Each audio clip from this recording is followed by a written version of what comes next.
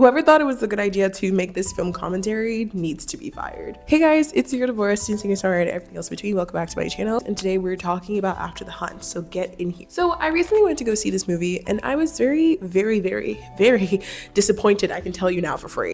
When I first saw the trailer of this film, I thought this was going to be a crime/drama/thriller, kind of like the Knives Out mystery, but more serious, only for me to watch this movie and find it the most unserious thing I've seen in a long time. I personally think that this movie is a sort of maybe the director's or the writer's response to the MeToo movement and the after effects, or either that or it's basically giving some form of conservative propaganda, because girl, this movie is not good. This movie is not good, and it has really horrible messaging. Let's start at the beginning. I noticed in recent years there's been this trend of really aesthetically cinematic films, but a lot of these movies tend to have a lot of aesthetics and very little substance. And I think this movie also falls in the same category. So at the beginning of the film, we are introduced to Alma, who's played by Julia Roberts, who is a professor at Yale University, and you can immediately tell that she lives a very routine life. She takes her medicine in the morning. For what? We don't know. And it doesn't get explained until like the last 5 to 10 minutes of the movie, mind you. But she's living a very routine life, something that's very boring. The movie tries to set this up by having a TikTok kind of sound behind the background. And at the beginning, sure, all your generation, you're scared of saying the wrong thing. The problem is that, as you'll see with the rest of this film, it builds up something, but it doesn't deliver on it. While it is interesting to have such a dry sound to listen to while watching the routine of somebody's life, this gets overused a lot in the film, and it becomes very stale very quickly. Anyways, we're seeing her life, and we're introduced to her through her having a gathering at her home with a bunch of really academic people, which includes Maggie, a PhD candidate who we don't know is a PhD candidate until later in the film. I'm going to remind you of that because the movie does that a lot. Hank, who is a professor as well, but is super obsessed with Julia, and you can see in the first few shots in the film that they have a lot of chemistry, only for us to find out halfway through the movie that Julia is married to Frank. I think that's his name. I'm not even sure. So we don't know that. We just think that the both of them have a lot of chemistry. And Kim, who's played by Chloe Sevigny. So basically we follow Alma with her two favorite students, who we find out that one of them she's having an emotional affair with, and eventually a physical affair down the line. And the second one she uses as her token Black gay person to have in the world of academia. The first glaring problem that you see in this first half of the film as well, alongside with the soundtrack, is also the academic overspeak. And that also leads to a lot of problems in the film, because for me personally, as somebody who is in academia, who studies law, I was confused for half of the film. Genuinely, the first half of the film, they were saying so many things so much at once, and the movie doesn't do a good job of introducing you to what the premise is of the film, or what is happening. It doesn't introduce you to that at all. It just kind of throws you in, and sometimes it can be argued that that is okay as long as it balances you out towards the film, but this film really doesn't do that. It doesn't. It doesn't explain anything. So at the beginning, they're talking about Nietzsche and how some other author was probably a Nazi, and you're like, okay, I get it, this is a really academic space, but it's not explained well, and a lot of it is overspeak, and the dialogue itself sometimes doesn't make sense. It feels like a lot of the times in this film, there's a lot of actions that these people make or take that the average person would never make, even in academia. Yes, there is a lot of academic overspeak in the academic world, but the way that they just have dialogue with each other is so jarring. The whole point of this scene is to lay out the morality of human beings and portraying and their negative qualities, etc., etc. Again, this would have been better built if it wasn't so overly done with multiple characters, no explanation, no narration, nothing, because you kind of miss the point of what they're saying at the beginning, because there's so much happening and so much being thrown at you at the same time. Later in the film, it is implied that Hank either rapes or sexually assaults Maggie, and they do not show the scene, which I'm very grateful for, because I do not need to be traumatized. But the question is, who is telling the truth? Is it Hank, who has an emotional affair with Alma, or is it Maggie, who is the student who is obsessed with Alma and wants to be her, kind of, technically, maybe, not sure, I don't know, because the movie doesn't really do it well of really developing these characters for you to feel anything. While trying to find this out, we find out that Alma herself has had a history of scandal, because as she's trying to deal with this with Maggie, she doesn't deal with it very well, and she doesn't respond very well. And she also has to face her own dark past, in which we find out that she falsely accused somebody, well, again, even falsely accused is a lot, but she falsely accused somebody of sexually assaulting her when she was 15. However, what I find very interesting about this film is because this film tries to immediately take away from the fact that that man who was falsely accused of sexual assault did actually sleep with a minor who was 15, and that's still illegal. Just because a child thought that they were old enough to consent to such a sexual relationship doesn't actually take away the illegality of it and the morality of it just because she felt like she was in love with a teacher. That girl was still taken advantage of. That girl was still fooled, and the adults still had a responsibility, but I'll get to that a little bit later because this film has a lot of sort of reframing the MeToo movement and sexual assault in such a dangerous way, and it's actually super gross. Anyways, all in all, to round that up, the film had a lot visually going for it. However, it did not substantiate a lot of the points. This movie has a lot of themes, but it doesn't have enough focus, and I think that's one of the biggest problems that it gets away from. It's because it's trying to do too much. It's trying to talk about the world of academia and pretense and how people are pretensive and have a lot of nuances within themselves, and they're great characters. Fine. But then it also tries to tackle the Me Too movement. At the same time, it also tackles being anti-woke and all this stuff, especially in the political climate that we're in. This movie just does not know what to do with itself, and it does too much at once. But let's talk about the depth of the tokenism, the Me Too movement, and why I think this is low-key anti-woke propaganda as a film. First of all, we see Maggie truly as the token Black character. Maggie, yes, might be, the movie tries to insinuate that Maggie is super obsessed with Alma as a character when she tries to dress like her, and at the movie she does outright say that she maybe was obsessed with her, but this movie wasn't really consistent in showing that. And what I mean by this is we don't really know why Maggie's character is obsessed with Alma until it's screamed at her way later. What issues does Alma have with her own mother? Can we see those scenes in which she's obsessed with her mother? Maybe that can give us to more nuance as to how deep this obsession with Alma is and flesh her out of the character, but the movie does not do that. It just tells you things and you're supposed to accept it. Get the sense that actually Maggie is just the token Black character that Alma uses in her so-called pretense to be supportive of women's rights and be supportive as a woman who has achieved so much in academia, right?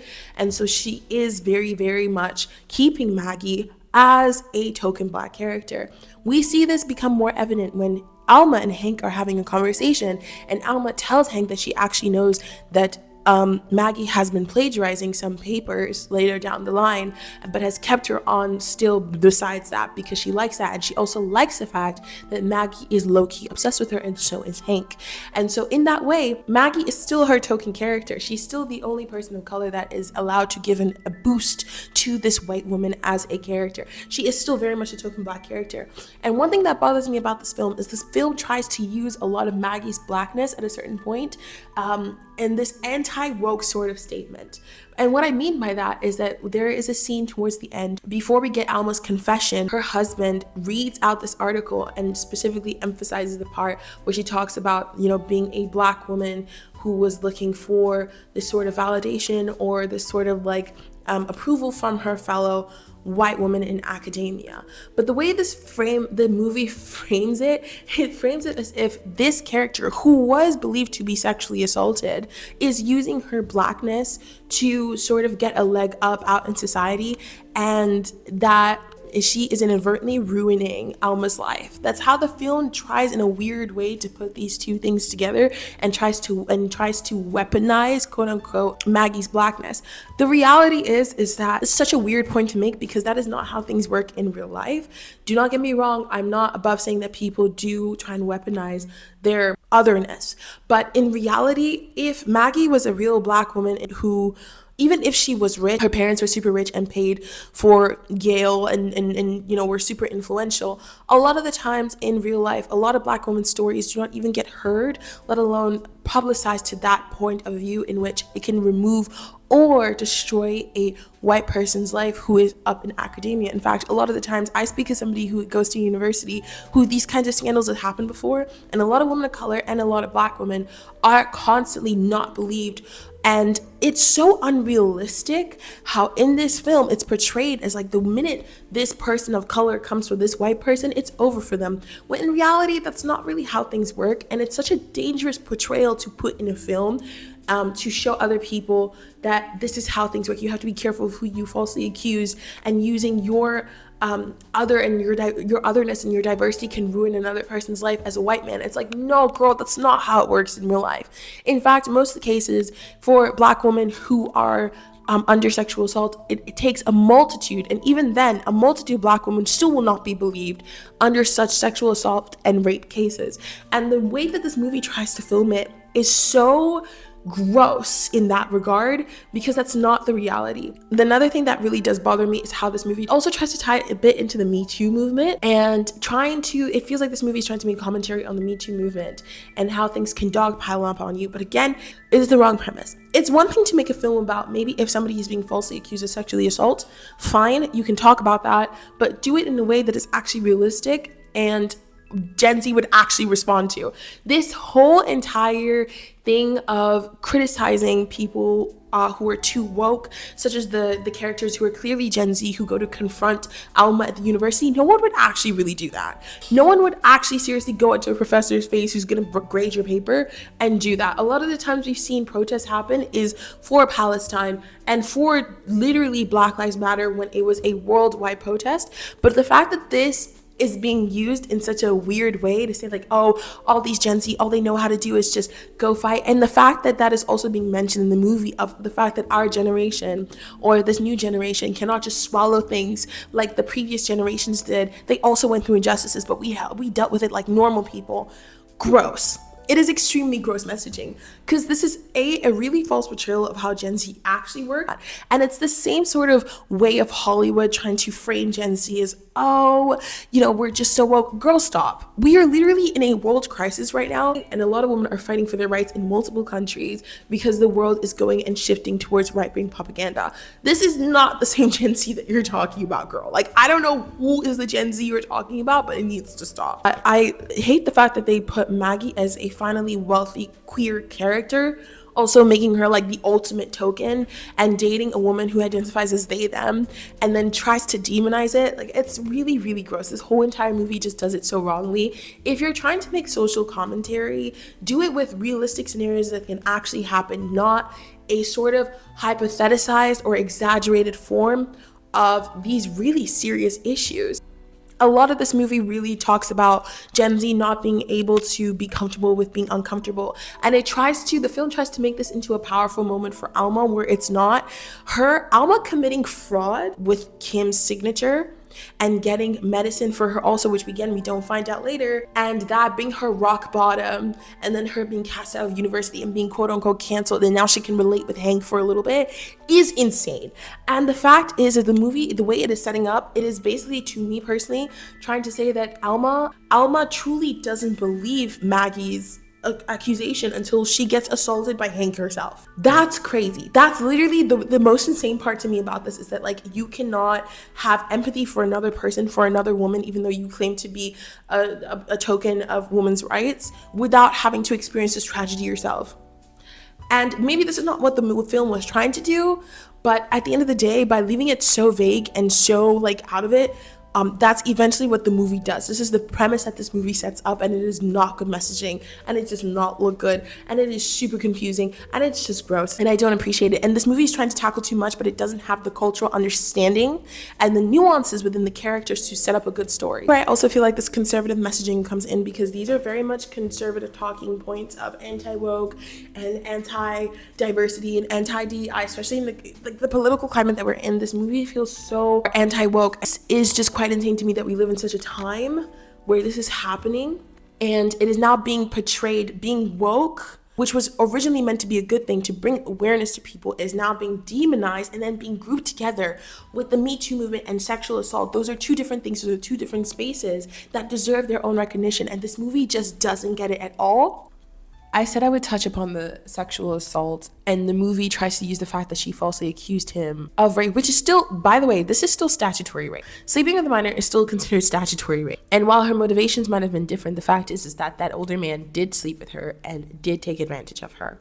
And the fact that this movie is trying to frame it as, well, she was the one who pushed him, and she was the one who really seduced him, and she ruined his life because she just couldn't get her way, feels very Lolita-esque. Really am disturbed by that, and this is very dangerous mixed messaging, because it is is one thing if this character was not assaulted, not taken advantage of by an older man, and she just falsely accused him. That's a completely different situation that deserves its own light. But the fact is that she was still taken advantage of by this man. He was still older than her, and she was under the false belief that this was something that was consensual, and no, that was not the situation. At 15, you are not smart enough to recognize the dynamics of what is happening. And the fact that a man took advantage of that is still icky, disgusting, and also a crime.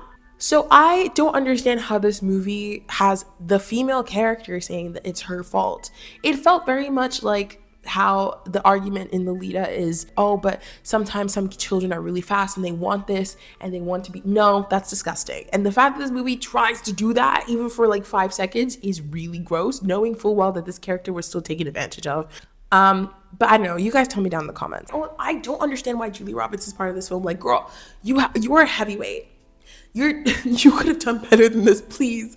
But anyways, that's just my opinion. You guys can tell me how you feel down in the comments below. I really did not like this. This was a waste of my time. And if you're going to tackle such issues, tackle them differently and in a more nuanced way with characters that I can actually care about, and not falsified storylines that sound like they're coming from a man. So please. Thank you guys so much for watching this video. Sorry for my background. This is totally like a random spot, but I just wanted to come in and talk about this film. Anyways, I'll see you guys in the next video. Okay, bye.